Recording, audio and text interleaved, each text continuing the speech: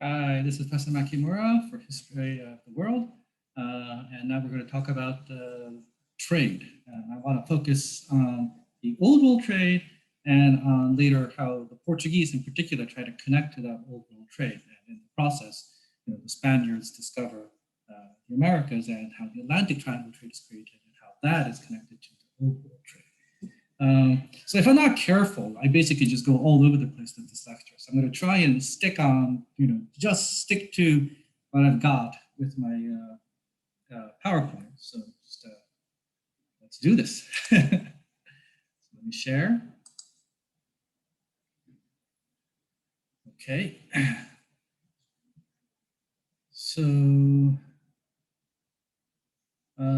world trade in the 15th century and the start of the Atlantic Triangle trade. Focus on Portugal's entry into Old World trade. So as I said, I'm going to try and focus on this. Here we go. So this is a map of world trade that was very active in the 15th century, in the 1400s. So the old trade, old world trade basically is this. This is the Silk Road that basically goes across Central Asia. This is one of the oldest trade routes. The Trans-Sahara trade is also pretty dark old. This is relatively new, a Indian Ocean trade. This part of the Indian Ocean trade is pretty old. It goes back to Roman times, perhaps even to Greek times. And this part that connects the Middle East with India goes all the way back to Mesopotamian times. But the trade that connects all the way from China to the Middle East is relatively new, and it becomes really popularized in the early 1400s with the Chinese Admiral Zheng He. The European trade routes basically collapse after the fall of the Roman Empire, and then they have to be rebuilt again over the course of the Middle Ages. And basically, it's really complicated, but it looks like it's very complicated. But basically, there's three major routes. One is this route here.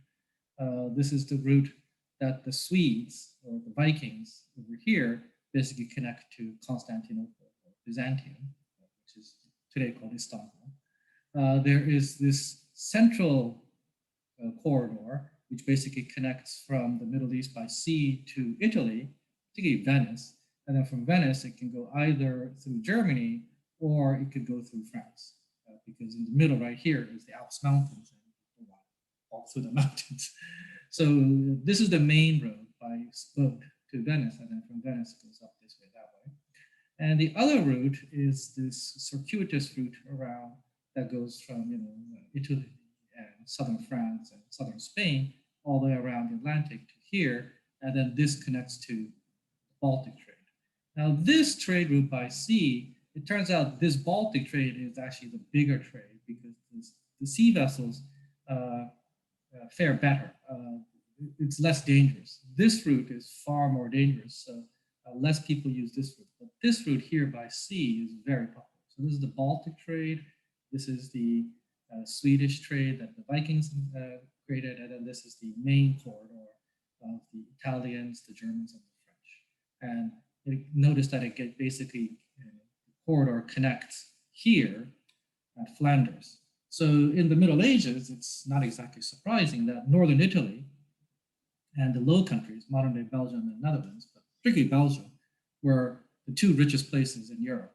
Northern Italy, I think, was the richer place. This was the richest place in Europe, but this was a close second. Some argue that this was actually richer than Northern Italy, but I personally. Um, so this is the map of world trade as existed in the 1400s. Now, in this world trade, the key thing to understand is that everybody wants to get in on this trade. So these are all the countries, all the places in the world that wants to get in on the trade because there are four main products that are in really high demand. And there's only three places that make them. So the four products are porcelain, silk, cotton cloth, and spices. Porcelain is dominated by the Chinese. The Chinese basically invented porcelain sometime around the 10th century, and they're the only people who can make porcelain pretty much until like the 1400s or so, when the Koreans finally basically get some Chinese artisans and figure out how to make porcelain on their own. And then in the late 1500s, but really early 1600s, the Japanese bring back artisans from the Korean peninsula and probably also some artisans from China to figure out how to make porcelain. And you have to wait until the 1700s before the Europeans figure out how to make porcelain. Other places in the world also tried to make porcelain, but basically it's just China, and then later it's the Koreans who don't really engage in trade outside of the Chinese orbit, and then the Japanese. The Japanese actually do engage in global trade, so Japan actually does export a lot of porcelain, particularly when the Chinese undergo a massive civil war. Well, it's not a civil war, but a massive war in the Ming-Qing transition, which I can talk about later when I get to China. Silk is, of course, the key product that was traded along the Silk Road, hence it's called the Silk Road. It's a Chinese product, and its secret was dominated, what was kept secret by China for as long as they can when it went westwards. When it went eastwards, however, that is not the case. Basically, from the start of written history, Japan actually knows how to make silk products as well. I think the Koreans pretty much also know how to make silk products as well. So Chinese immigrants going east basically brought with them the ability and the know-how to make silk. So that got transferred over to places like Korea and Japan. But out westwards was a completely different story. Very few Chinese went west to propagate silk. And so it was hidden and people didn't know about how to make silk for a long time until you have to wait until like the 6th century at the very earliest, when the Middle East finally begins to figure out how to make silk. And then the Byzantines follow suit. They learn from the Arabs how to make silk, which enriches the Byzantine Empire because then they can now sell silk to people further out west to them. And then you have to wait until the 10th century, 11th century, so 900s and 1000s, before the Italians finally figure out how to make silk. And so silk production basically travels across from east to west very slowly. By the time we're talking about the early modern period, the French monarchs are very worried about huge amounts of money being spent on buying Italian silk. And so the French actually also tried to make their own silk products as well, and they will succeed in the early modern period, in the 1500s and 1600s. So porcelain and silk are two products that are really, really high in demand around the world. And you can kind of guess why if you ever wore silk. And you can also guess why if you ever used dinner plates. So if you use pottery wares, like a mug cup, it's pretty darn heavy. But if you pick up a teacup, it's very light. And that's because the teacup is made out of porcelain, typically. Right? The mug cup is typically not made out of porcelain. So pottery, earthenware, and porcelain are two separate things. And porcelain is light. It makes a really nice clinky sound when you clink it. And it's very thin. And you can also paint many colors into it because the base color of porcelain can be white. I don't think the base color of earthenware or pottery can be white. So you have to actually somehow figure out a way to coat that to get that white color for mug cups today, for earthenware and potteryware today. And back then, I don't think they knew how, so you couldn't.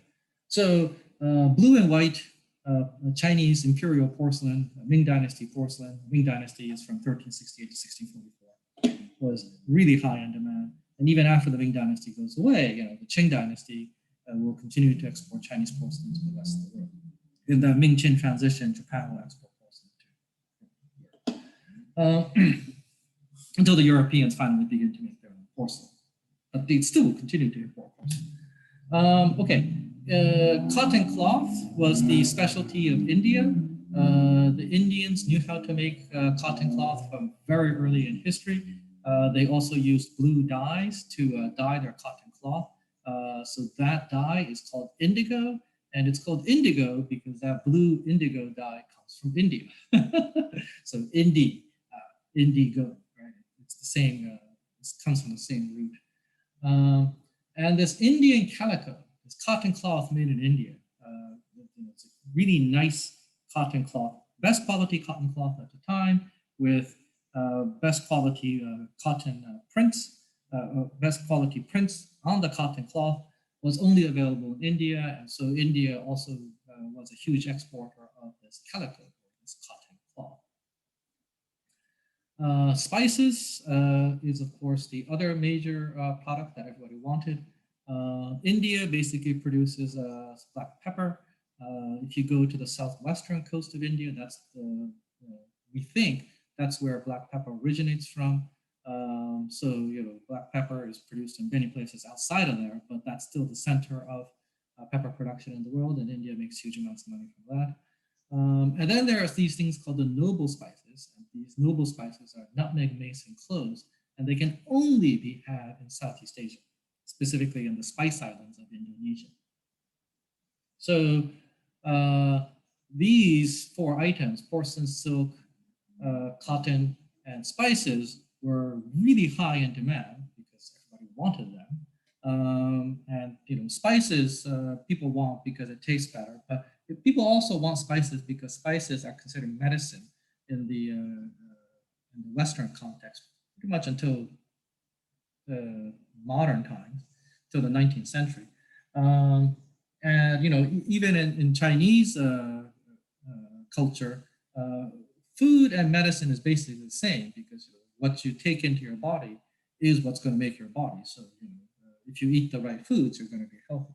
So spices are in high demand around the world for that reason. Not only does it make food taste better, it's very often considered medicine. So without the right spices, you die. Or people fear that you might die. And if you're too poor to buy the spices, because by the time the spices got all the way to Europe, the prices had skyrocketed.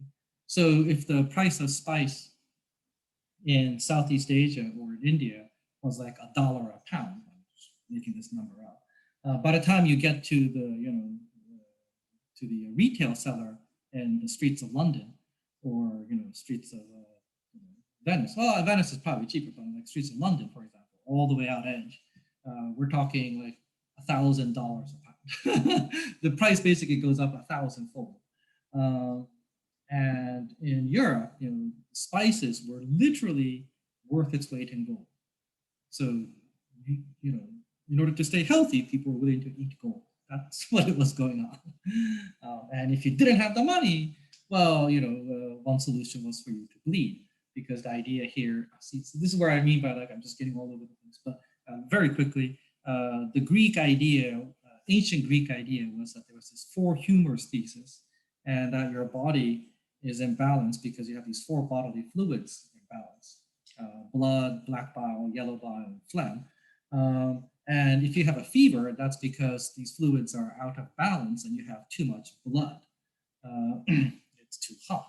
So then, one solution is to increase the other three bodily fluids by eating the right spices or the right food.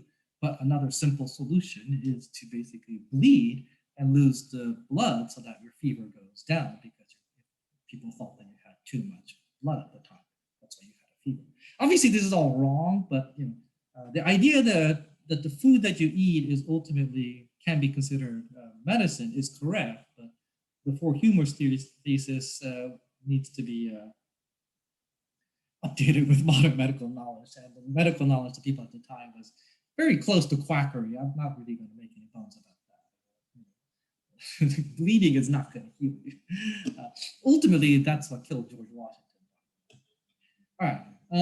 So obviously then China, India, Southeast Asia basically are sitting pretty because they can trade with each other what they have and get what they don't have from the others. So they're fine. The Middle East also is sitting pretty because what they can do is they can get the stuff from China, India, and Southeast Asia and then transship it to Europe or Africa and make a lot of profit. And then with that profit, you go back to China, India, and Southeast Asia and buy the products that you need. So these four places were sitting pretty, But the other places like Japan, Central Asia, East Africa, Europe, and West Africa were essentially screwed. And they had to figure out a way to come up with products that other people are willing to buy to sell them those four things: spices, cotton, porcelain, and silk. Okay. So in the case of Japan, what they did was they exported minerals, things like sulfur, gold, and then later silver. They exported weapons and armor, so swords and samurai armor. And sometimes the Japanese merchants would resort to piracy to get these products. In Central Asia, most famously the Mongols, they would export things like horses, fur, but since the Chinese would not give them good terms, because the Chinese basically could call the shots on what kind of goods that the Mongols wanted, the Mongols would very often resort to raiding. And it's not just the Mongols, but the Turkic peoples, the Manchurian peoples, all these people north of China living in that broad range of Central Asia, all the way east to Manchuria, which isn't really Central Asia anymore, but that area was the area from the steppe nomads to the Manchus. They would resort to raiding often for this reason. It's not because they're quote unquote warlike. There's actually an economic reason behind this. And in the case of East Africa being here, they would export things like gold, ivory, and slaves. What would happen is that the East African coast was dominated by this mixture of Arab, primarily Arab, but some Persian and some Indian, / African culture. And eventually they would form the language Swahili. Swahili is fundamentally a Bantu language, but has a lot of Arabic loanwords. So you see the influence of the Arab merchants there. So all these people come by boat, they intermarry with the local Africans, and they create a new culture on the East African coast. And as they create that new culture, religiously they become Muslim. So as Muslims, they go into the interior of Eastern Africa, and they find non-Muslims who haven't been converted yet, and then they raid those people, capture them, and then sell those people into slavery. If you convert to Islam, according to Islam, you can't be sold into you can't be turned into a slave. If you're born a Muslim, you can't be turned into a slave. So you have to constantly go out and raid if you want slaves. Eastern Europe basically was like a combination of Central Asia and East Africa. Basically, they would export fur and slaves. Now, often the slaves are again raided by these Muslim raiders living in the edges of Eastern Europe. Basically, what happened is that the Mongols came and they conquered Russia and the steppes. These Mongols then converted to Islam, and they became the Crimean Khanate. And you had this Muslim, formerly Mongol, but more or less slowly, gradually, becoming localized horsemen who would raid into Eastern Europe, capture non-Muslims, in this case Christians, and then bring them to Baghdad or to later Istanbul or to any of the cities in the Middle East to buy the products that they wanted. In Central Europe, so we're talking basically, Germany, the Czech Republic, Poland, to some extent Sweden. These places, they dug silver and they exported silver. Silver was their main product here. And in Western Europe, the main product was wool and cloth. So if you know your European history, the French, the English, the Flemish, the Belgians, and also the Italians were famous for woolens, right? Tapestries and woolens. So you get the sheep, and then you shear the hair off the sheep, and then you use that hair and you turn it into wool. So England is basically the place where you raise the sheep. The wool is then gathered and woven in places like Flanders, modern day Belgium, or northern France. And the best quality products are made, I think, in Italy, like in Florence, where the raw materials brought in, and the artisans of Florence basically turned that into great woolens of Western Europe. And West Africa, basically in the trans-Saharan trade, basically they had to pay whatever price that the Muslim merchants that crossed the Sahara demanded them, and the price that they paid was gold and slaves. West Africa had gold mines, so they had gold. And again, as these West Africans in the northern part convert to Islam, like the Mali Empire, for example, they would then raid further south to places that haven't converted to Islam yet, capture people, and then sell them as slaves to the Arab merchants, and the Arab merchants would bring the gold and the slaves back. The Arab merchants, by the way, also sold them salt because as they go through the Sahara Desert, in the past, Sahara was a lush place with giant lakes, and then that all dried up over time, and that concentrated salt. So you have, and then that concentrated the salt in those lakes as it dried up. So you have these salt deposits in various parts of the Sahara. So the Arabs would grab and get rock salt and sell that to the Africans here as well. So there's more I can talk about trade. There's just a lot, but we're going to move on because like 20 minutes have already passed. All right. So Portugal and Spain, what you guys need to understand here is that the Portuguese and the Spaniards have been fighting this thing called the Reconquista. The Reconquista is a war to reconquer the territory lost to the Muslims. So by around 720 AD or so, most of Spain and almost all of Portugal was conquered by the Muslims. And over the course of the next 700 years, the Christian states that were pushed all the way to the northern edge gradually reconquered those lost territories. So there is this enmity between Christians and Muslims in the Iberian Peninsula. You can't make many bones about this. There's no point in lying about this. This part is true.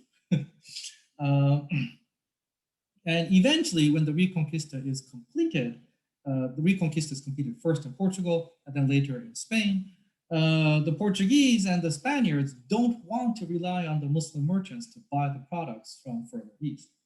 They probably don't want to do that because they actually know the price that the Muslims are selling to each other, and they probably know the price that the Muslim merchants are selling to the Christians. And my guess is that the Muslim merchants are charging much higher prices for the Christians because according to Muslim custom, Christian merchants were not allowed to travel through Muslim lands.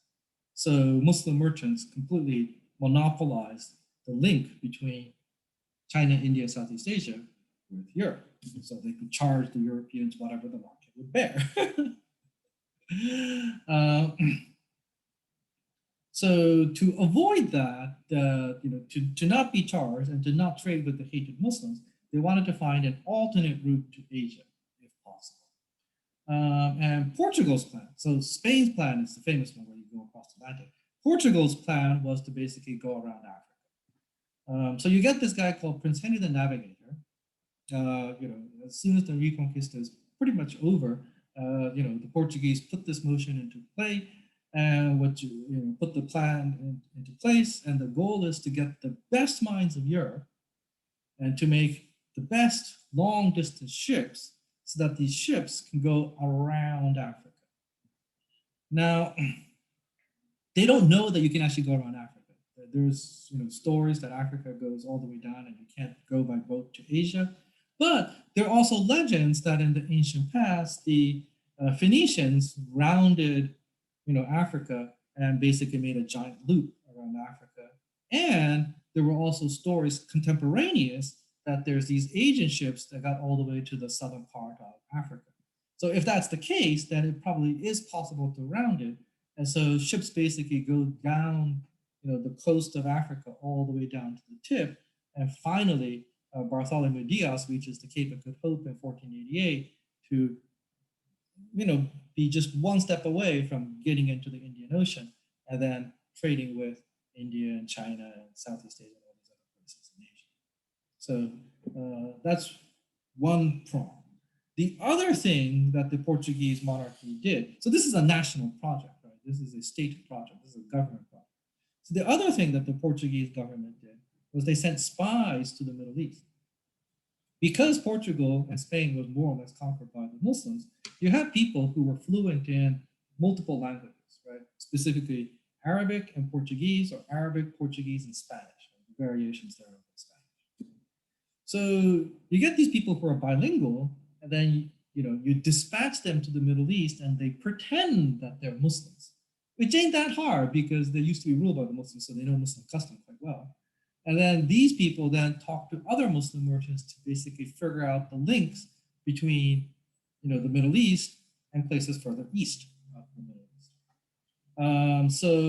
Pero da Covilla and Afonso de Paiva are the two famous spies who actually managed to go on this journey. Aside from finding this route to Asia, the other thing that they were tasked was to look for Prester John. Prester John was a medieval legend that there was a Christian kingdom inside the heart of Africa, and that they had to somehow. This guy was Prester John, and the goal was to find this. Amazingly, these two spies actually do find the route to Asia. They do find Ethiopia, which is this Christian kingdom in the heart of Africa, and information does percolate back to Portugal, but one of them dies of disease, so he can't make it back, and the other guy basically is detained at the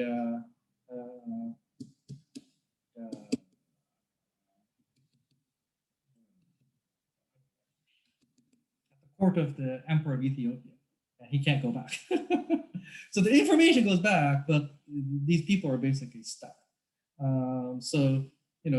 They make it all the way to India, they make it to Mecca, they see it, they now know it's possible, they send that information back, and basically now the Portuguese know, okay, we're just one step away from rounding Africa. All you have to do now is you round Africa, and once you go up to around Mozambique, then you can cut east, and you can be on the trade winds, and that will take you all the way to India.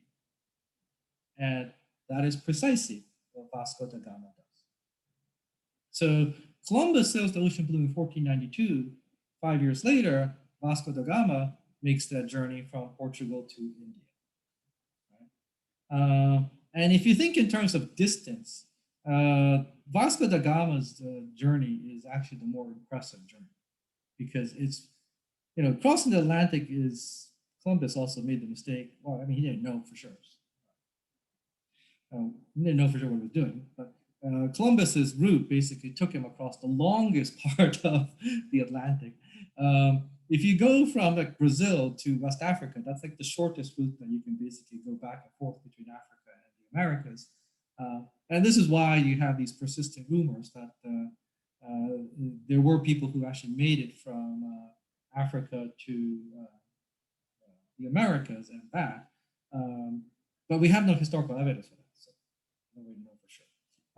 And the other route is, of course, the Viking route, where you go north and you go from Greenland to Canada. And the Vikings actually did make it to Canada, and they called it Vinland. I think it was Newfoundland that they found.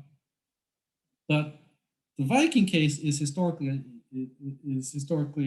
accurate, and we actually have also archaeological evidence to back this up, but it didn't last. So Columbus's journey in 1492 is important because it lasted. Right?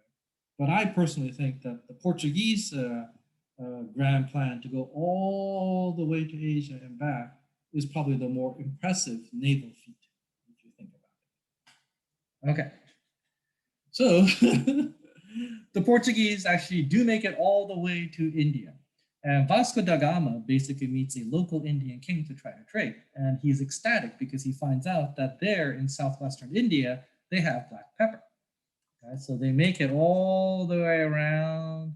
And this is Mozambique, and then they cut across. He actually goes a little bit further north, and then they cut across to India, and they land around here. They go, yes!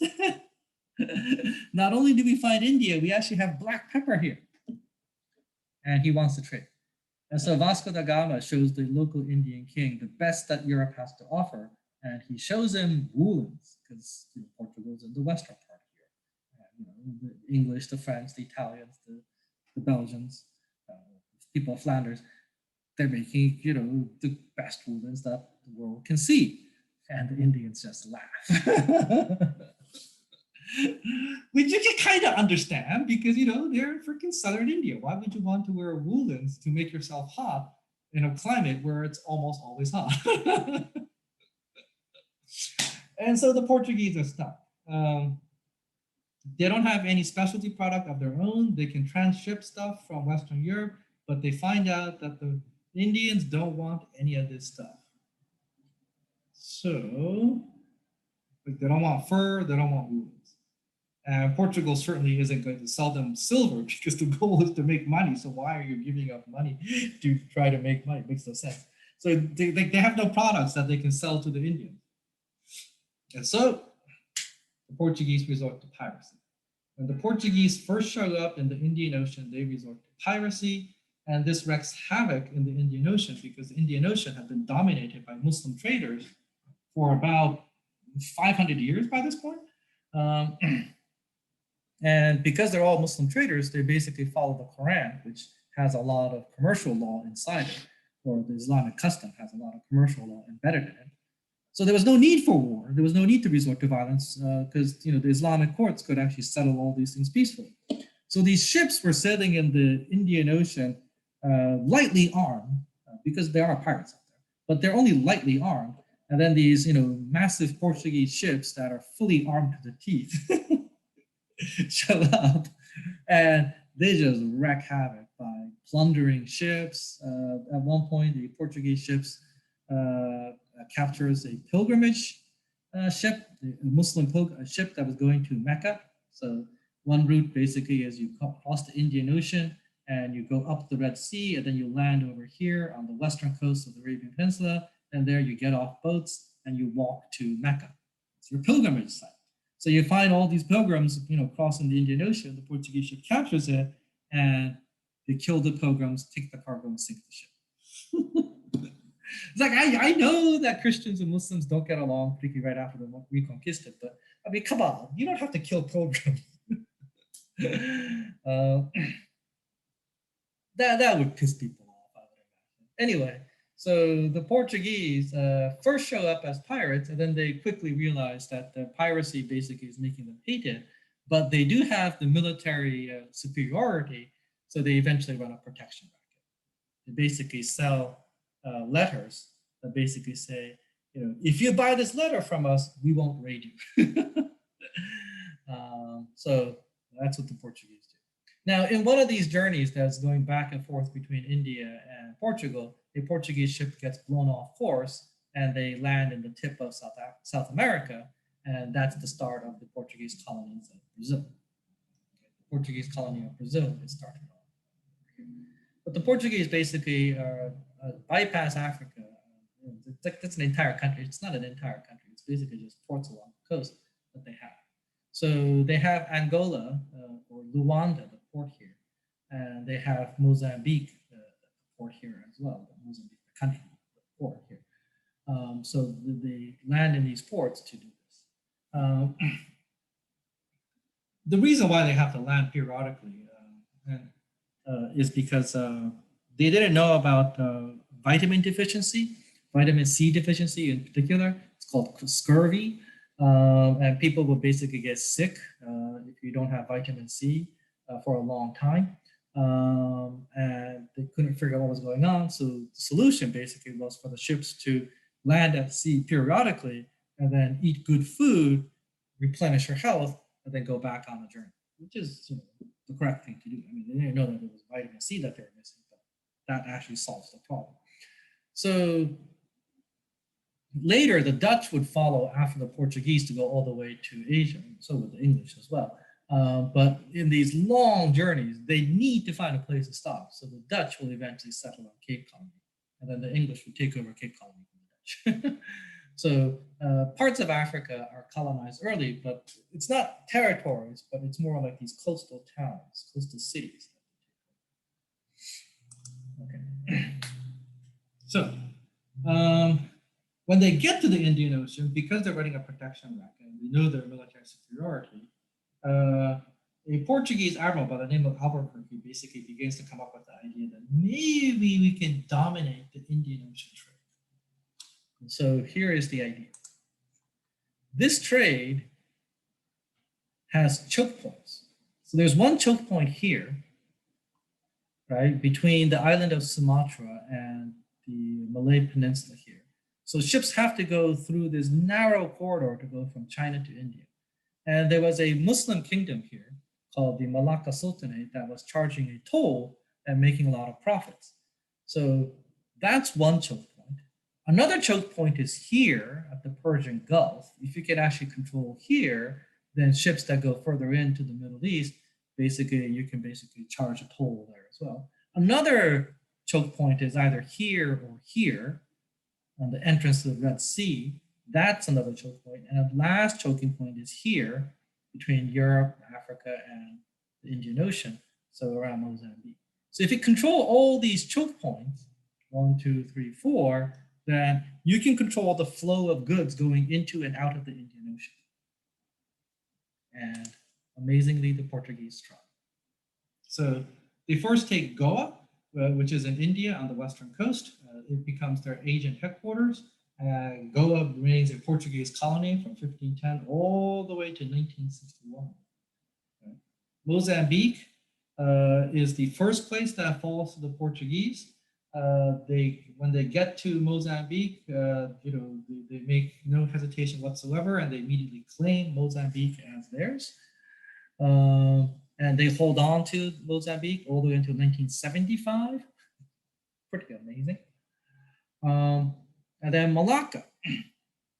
Portuguese ships arrive, they conquer the Malacca Sultanate, an Islamic kingdom there, and it becomes a Portuguese colony for 130 years. And then the Dutch come and kick them out. So when they go through that straits, the Straits of Malacca, the Portuguese ships can land in China and they can land in China. And in China, their main port becomes eventually Macau. They wanted to stay in Canton, otherwise known as Guangdong. But because the Portuguese, when they arrive off the Chinese coast, don't have anything to offer the Chinese as well, right? Because in southern China, again, people don't need woolens, people don't need fur. So the Portuguese act as pirates. They actually capture people and sell them into slavery. This pisses off the Chinese. And so the Portuguese are actually forbidden to stay in Canton, and they're given this malaria-infested swamp. But the Portuguese over time actually converted to a nice place to live, and that's Macau. And they hold on to it until 1999, their last colony that they had. Nagasaki is essentially a Portuguese port. Basically, what happened is the Portuguese bring Jesuit missionaries to Japan. One of these Jesuit missionaries convinces a Japanese samurai lord, a daimyo, to convert to Christianity, and this samurai lord donates the port city of Nagasaki to the Catholic Church, specifically the Jesuits. And the Jesuits then basically use that as their headquarters. And because it was the Portuguese that brought these Jesuits here, the Portuguese used Nagasaki as their primary port. But in Japan, Christianity will eventually be banned. And so when Hideyoshi, and the Portuguese are also engaging in the slave trade as well, because the Japanese samurai are fighting against each other. So when they capture civilians, sometimes they sell these civilians into slavery. When Hideyoshi is the guy, he's the guy who unifies Japan when Japan is war and states this turmoil.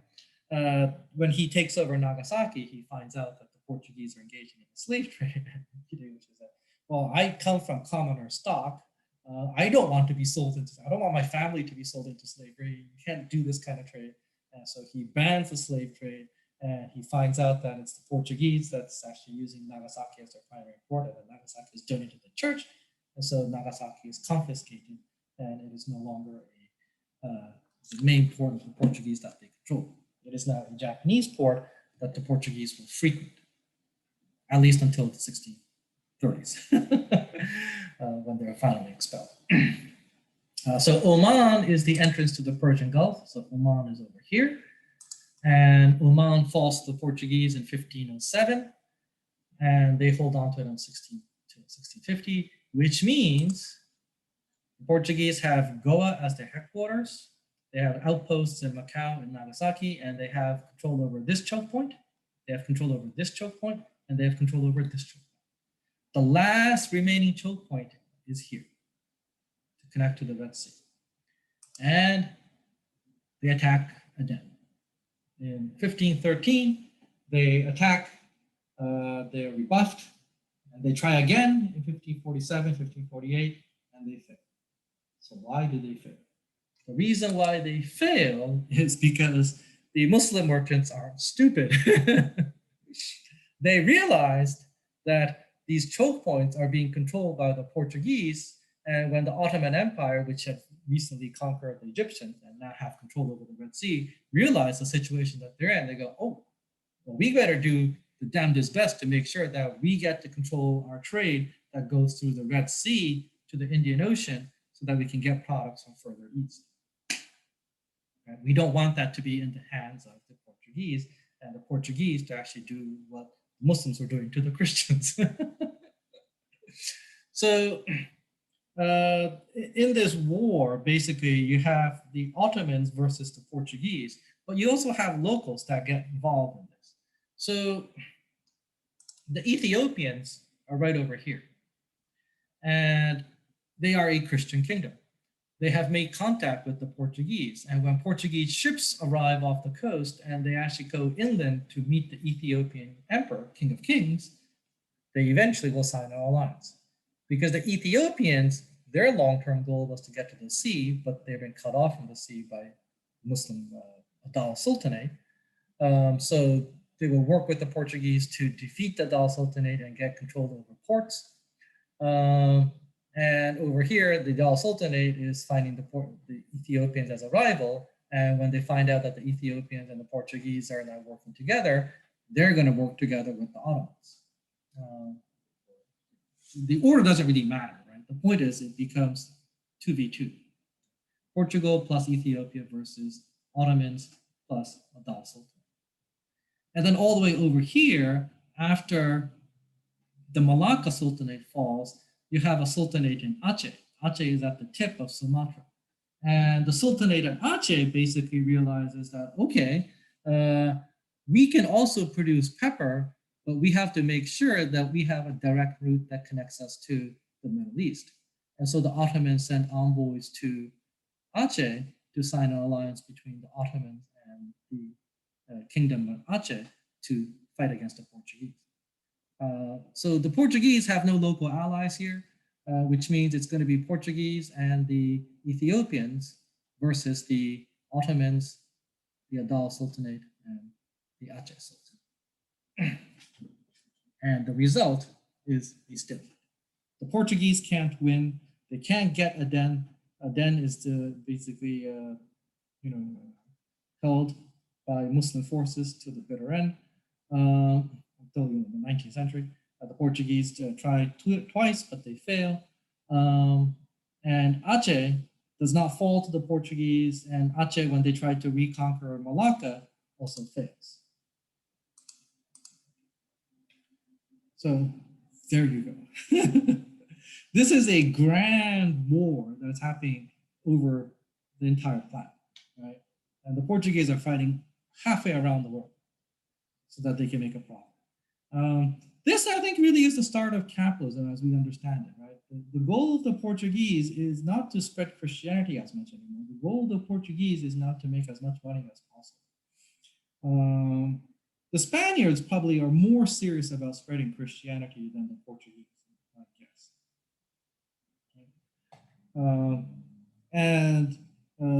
The goal of the Ottomans probably was to get rid of the Portuguese presence once and for all, but that also fails as well. They can't do that. So there's a stalemate. The Portuguese basically get involved in the Indian Ocean trade, and the locals cannot dislodge them. And they have the advantage, the military advantage, but they are a small country fighting thousands of miles away from them. And that makes it hard. So that's the story of the Portuguese and linking up to the Old World trade. So now let's talk briefly about Spain. Spain basically connects to the Americas. This is because Christopher Columbus calculates the size of the Earth to be a lot smaller than what it actually is, and says to Queen Isabella, because he didn't know that existence of the American continent, he says, we didn't go westward to get to Asia because we were afraid that it was going to be this giant sea from Europe to China. and no boat can carry enough food and water, and people will starve and die of thirst. But according to the ancient Greeks, but I did the calculations, and the ancient Greeks are wrong. The Earth is a lot smaller, so it is possible for us to go all the way around. So notice here the arguments that he's making. Educated people knew that the Earth was round, right? Educated people in Columbus's time knew that the Earth was round. That the reason why they didn't go around in the westerly direction is because they thought that the Earth was too large. And it turns out that the ancient Greeks were correct in estimating the size of the Earth, by the way. So where Columbus was wrong was that there was this continent in between Europe and Asia, and it's called America, or the Americas.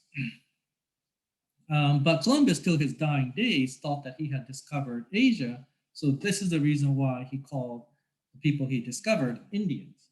So today, to distinguish them, you have Indians of India, and you have the American Indians. Right? But they're both called Indians because of this misunderstanding by Columbus. So the Spaniards basically find the Caribbean first, and then they land into the continent itself, and they discover North and South America. And not only that, they actually go all the way to the Pacific side, and eventually Ferdinand Magellan does the amazing journey that goes all the way around the world. Now, I talk more about this in Western Civ, but I'm not going to talk about this much because we're talking about, we're trying to focus our attention on Africa and Asia, so this is not that important for that part of the story. What is important is that after the fact that the Earth is round is confirmed, the Portuguese and the Spaniards decide to divide the world between them. They signed the Treaty of Tordesillas, which is later amended a bit because the Spaniards eventually discover the Philippines. So with this line, everything west of this goes to Spain, everything east of this goes to Portugal. What about this side of the world? Initially, it's this line here, but then what happens is that the Spanish ships that leave from Acapulco manage to cross the Pacific and they land in Manila. This is the start of the Manila galleons. This is starting in the 1560s. So once that starts, the Philippines becomes a real Spanish colony. And so the Portuguese are like, wait, but the Philippines is supposed to be our territory. Why are you here?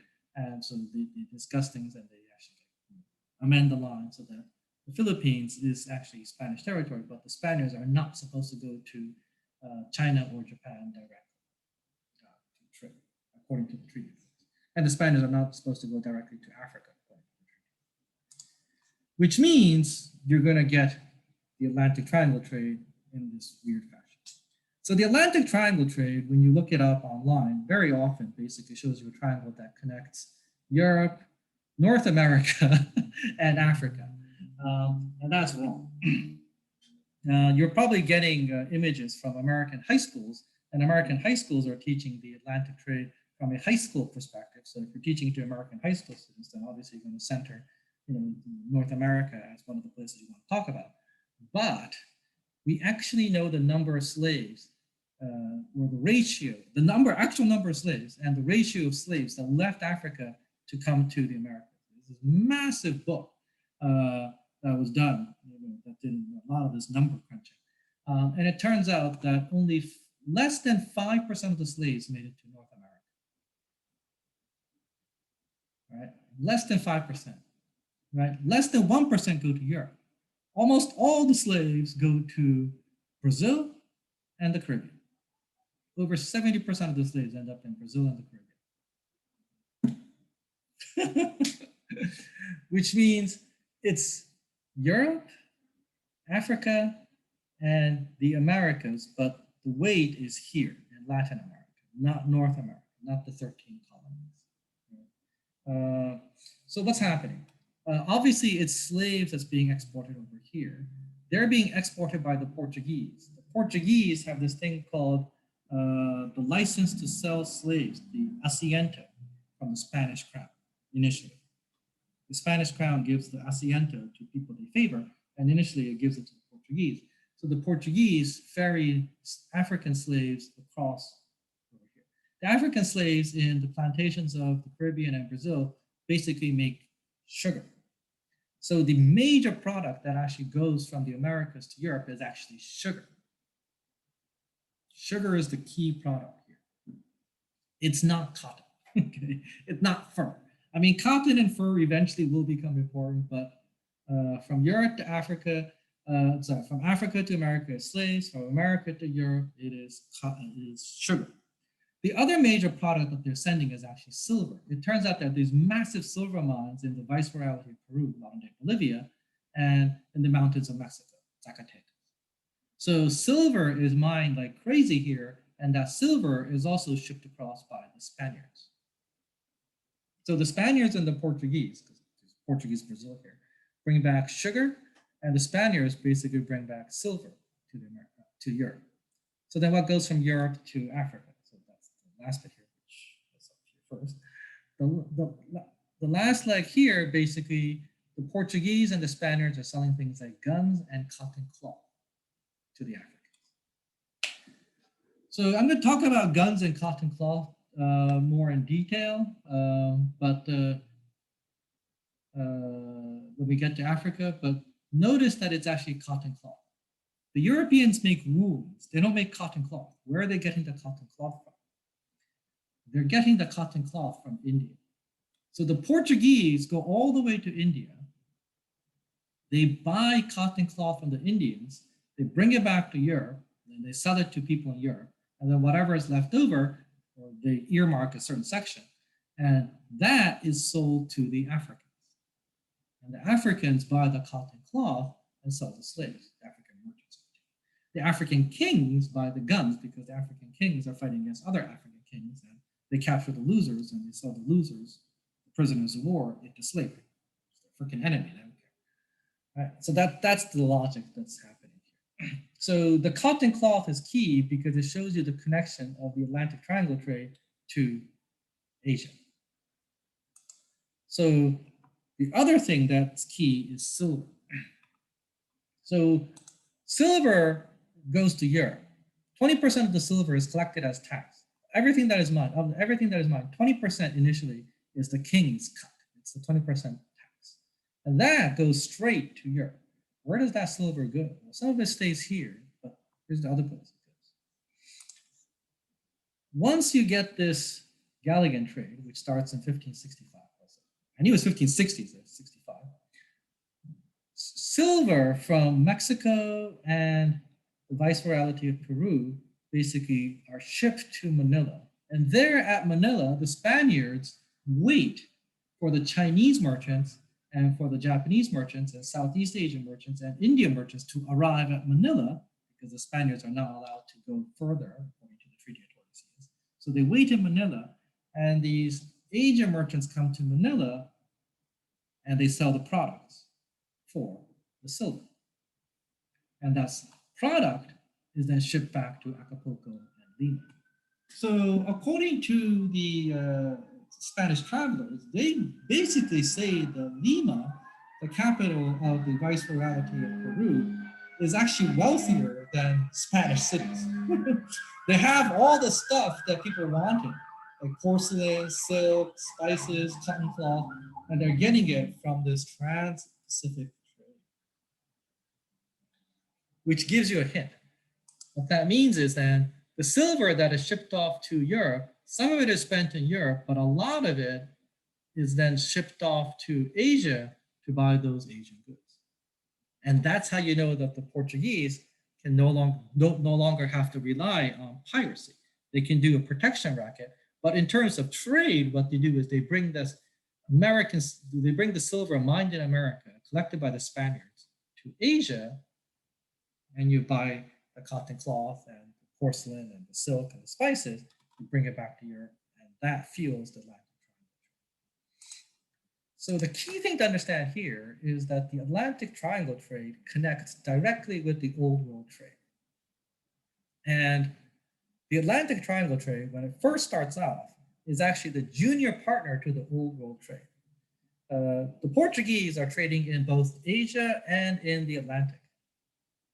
And according to the records that we have, the Portuguese consistently make more money in the trades in Asia. The Atlantic trade is important. The slave trade is key, but they make more money in the trade in Asia. The trade in Asia is the bigger trade, right?